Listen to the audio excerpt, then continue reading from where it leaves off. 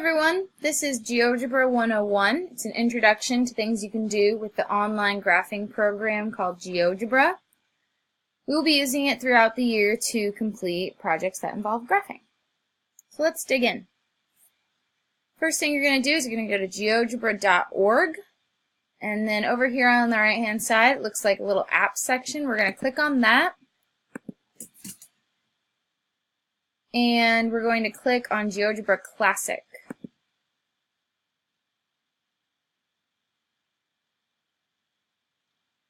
Let's let that load. Okay, here you can see we have what looks like a normal graph, like a sheet of graph paper. Got an input section over here that we're going to use here in a minute. So, before we do anything though, we want to save our file. So let's go to Save. Over here, the 3 bars, and then come click on Save. I'm going to call this Geogebra 101. Click Save. You can decide if you want it shared, public, or private. Don't make it private, but shared is fine, or public. That way I can have access to it and see it. So we saved our file. Our next step, now we can start making things. So let's start with just a point. We got a lot of things. We're going to start over here with points. I'm going to click on point. And there's a lot of different options for different types of points I can make. I'm just going to do a normal point. And I can click anywhere on this graph and make a point. So I'm going to click one here, maybe over here, maybe some more random points. So you can see I have a couple of points that line up perfectly on my axes, but a few that are not so exact. Clicking is an okay way to make points, and you can make some exact points this way sometimes. However, as you zoom out, you can see now my graph is going by 2s, and if I zoom out farther, it'll go by 5s or 10s. So if I go to click on a point, maybe I want to graph the point 7, 1. That would be about right here. I got pretty close to 7, 1, but not quite exact. So instead, what I could do is I can click on this input button and I can type 7, 1 and then push enter. And you'll notice it put the point G very, very close to the point F, but actually at the point 7, 1. So we can make points. We can also make lines. If we come back up to the top, the main button will automatically just make a regular line. We can also do segments, or we can make segments have a certain length. There's lots of options here. Let's just start with a regular line. I'm going to zoom back in a little bit. So say that I want to create a line that goes through point A and point E. Then I'll click on point A. I'll go down to point E. I'll click there. It's called line F that goes through A and E, and it even gives me an equation for my line. You can also make line segments. I can either make those from existing points, or I can make a new point, or even 2 new points. Lots of options. And I can even make different types of shapes, like circles.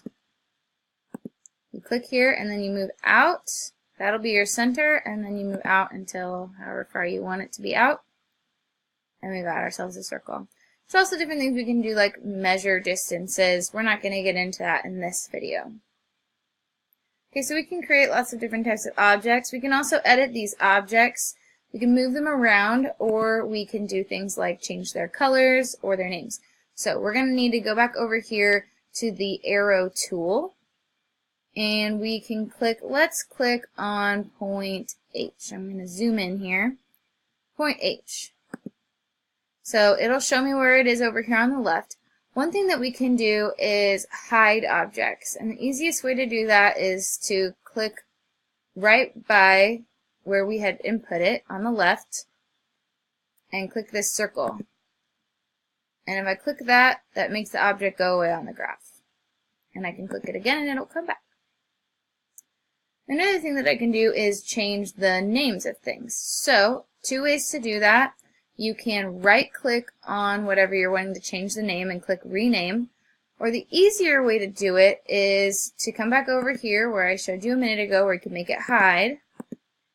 and double click here, and then we're going to just delete H and retype it whatever we want to name it. So maybe I want to name this point V. Then I'll type a V, capital V, push enter, and now it's on my graph as V. Another thing we can do, if we'd like to get a little more complicated, is we can mess with the colors. So again, we're going to right click, and we're going to come down to settings. Over here you can click color, and you can change it to whatever color you'd like. Recommend something that's relatively easy to see, like the light gray is not so easy. So maybe a bright green or a dark blue or a red. Any of those are fine. And you can also do this with lines. So I'll come over here to this line, and I'll click settings, color, and I can change the color of my lines. Maybe I want it to be a purple line. Now it won't change the color of the points, just the color of the line. Okay, so we can change the color, we can change the name, we can also change the style. So for lines, I can change the thickness. If I want it to be easier to see or not as easy to see, or maybe I'm making a design and I want the line to be thicker. I can also make it more see-through or more bold. I could make it a dotted line, various types of dotted lines here. I'll make it a thick dotted line. For points, I'm going to come back over here to V, and it automatically changed my menu over here for me once I clicked on a different thing. I could change the size. I'll make it a big one, and I can also change the style. So right now all my points are just as dots, but I could have them be X's or plus signs, rectangles, diamonds that are filled in, diamonds that are not filled in, triangles. There's a lot of options here. I'm going to go with X's. So we can make all these different things. We can change their colors. Another thing that we can do, we can X out of this so we can see our menu or our main screen better. So we are going to venture into one bit of measurement today, and that's measuring the lengths of line segments and the angles. We're not going to worry about area today. So say that I want to know the length of segment BC. Well, I can come up here. I go to this button here, and if I look down here, I have angles with given size, so I can do a lot of different things here. I'm going to measure the distance or length,